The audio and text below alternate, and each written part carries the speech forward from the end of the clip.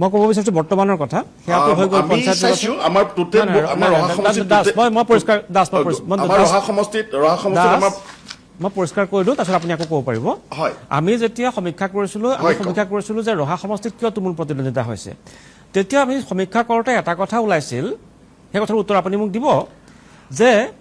5 বছৰ ধৰি উৎপল বনিয়াই ৰহা সমষ্টিত যথেষ্ট সময় দিছে ৰাইজৰ মাজত উৎপল বনিয়াই যথেষ্ট সময় দিছে সভা সমিতি হলে তেওঁ উপস্থিত হয় ৰাজহুৱা কামত তেওঁ উপস্থিত হয় খেল এখন পাতিলে তেওঁ উপস্থিত হয় ক'ৰবাত বিহু পাতিছে তেওঁ উপস্থিত হয় সেইমতে আপুনি সময় দিয়া নাই বুলি সমষ্টিৰ একাংশ মানুহে ক'ব বিচাৰে ৰাইজৰ মাজত উৎপল বনিয়া আছিল 5 বছৰ কিন্তু আপোনাক সেইদৰে সততে পোৱা নগৈছিল লগতে উৎপল বনিয়া এগৰাকী শিক্ষিত মানুহ অভিযন্তা মানুহ তেওঁ কিতাপ পত্ৰ পৰ্যন্ত লিখিছে কেইবাখনো কিতাপ পৰ্যন্ত তেওঁ লিখিছে আৰু তেওঁ এজন শিক্ষিত মানুহ সেয়েহে ৰহা সমষ্টিত বহু ভোটাৰে এবাৰ উৎপল বনিয়াৰ সপক্ষে ভোট দিয়ে বুলি ক'ব বিচাৰে আপুনি কি কয়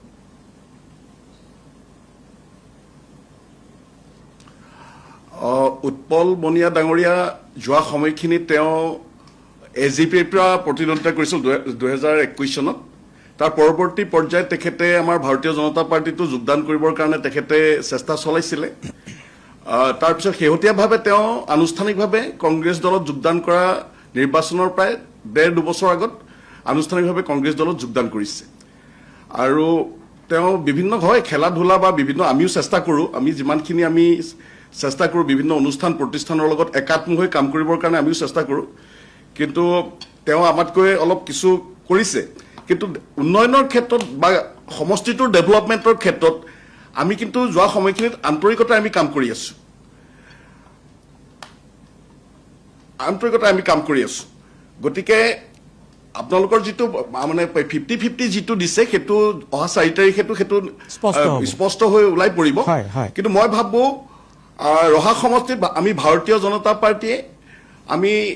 প্ৰায় 40,000 ভোটৰ ব্যৱধানেৰে আমি বিজয় ধ্বজা উৰাবলৈ আমি সক্ষম হ'ম ঠিক আছে ৰহা সমষ্টিটোত মই এটা প্ৰশ্ন কৰোঁ তাৰপিছত আকৌ আপোনাৰ কাষলৈ আহিম কিন্তু আছে UPPLৰ প্ৰাৰ্থী চক্ৰ গগৈ আছে খোৱাগাঁৱৰ পৰা তেওঁৰ ওচৰলৈ যাব লাগিব ৰহা সমষ্টিটোত মুছলমান ভোটাৰৰ সংখ্যা আছে প্ৰায়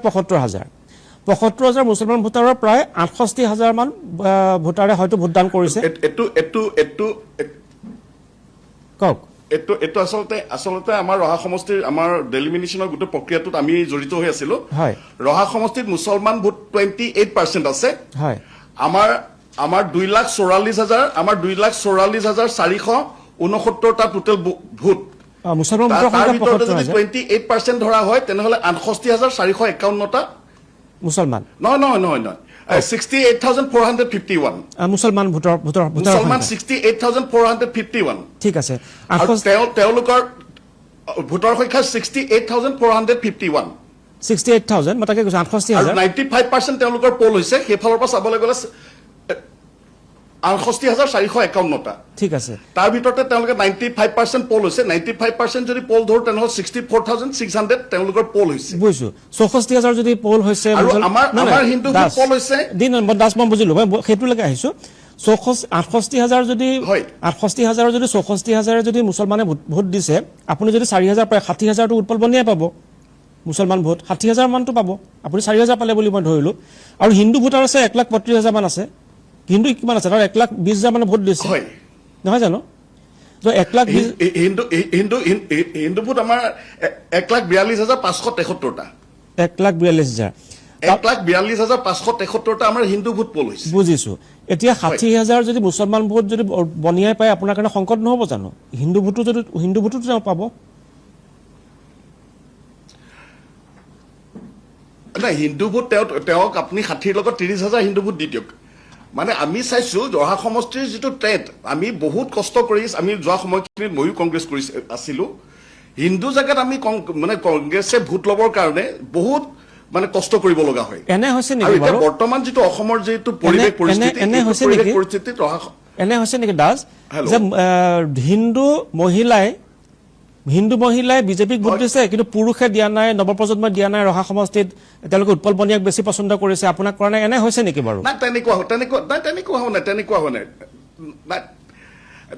চাওক আমি যেতিয়া মুখ্যমন্ত্ৰী ডাঙৰীয়াই ৰহা সমষ্টিত যেতিয়া নিৰ্বাচনী প্ৰচাৰ যেতিয়া চলাবৰ কাৰণে আহিছিলে সেই সভাখনত আমি 25,000 পৰা 30,000 আমাৰ ৰহা সমষ্টিৰ বিভিন্ন প্ৰান্তৰ ৰাইজে আহি পেলাই নিৰ্বাচনী সভাত অংশগ্ৰহণ কৰিছে ইয়াৰ পৰৱৰ্তী পৰ্যায়ত পীযুষ হাজৰিকা ডাঙৰীয়াই আমাৰ চাপৰমুখ আৰু দক্ষিণপাটত দুখনকৈ জনসভা অনুষ্ঠিত কৰিছিলে, নিৰ্বাচনী প্ৰচাৰ সভা, আৰু তাতো প্ৰতিখনতে প্ৰায় 15,000তকৈ অধিক আমাৰ ৰাইজে ভাৰতীয় জনতা পাৰ্টিৰ প্ৰতি আকৰ্ষিত হৈ পেলাই আনুষ্ঠানিক আমাৰ সভাত অংশগ্ৰহণ কৰিছে। ঠিক আছে। গতিকে এই কথাটো যিটো মহিলা মানুহে দিছে, পুৰুষ মানুহে দিয়া নাই, এই কথাটো আচলতে এটা ভ্ৰান্ত ধাৰণা বিয়পাবলৈ বিচৰা হৈছে। আচলতে সেইটো নহয়। আমাৰ হিন্দু প্ৰধান অঞ্চলত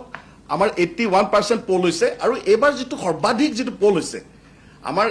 কোনোবাৰে ৰহা সমষ্টিত আমাৰ 81% বা তেনেকুৱা হোৱা নাই। আমি লোকসভা নিৰ্বাচনতো চাইছো 74-75%লৈকে আমাৰ যায়। এইবাৰ ৰহা সমষ্টিত আমাৰ ভোটদানৰ যিটো হাৰ আমাৰ হিন্দু মানুহ 81% হৈছে। ঠিক আছে, মই চমু বিৰতি ল'ম। চাবলৈ গ'লে দাস 60,000 লগত আপুনি আৰু ইউপিপিএলৰ প্ৰাৰ্থী ইউপিপিএলৰ গুলজাৰ আপুনিও লাইনত থাকিব। মই এটা চমু বিৰতি লৈছো, 1 মিনিটৰ বিৰতি।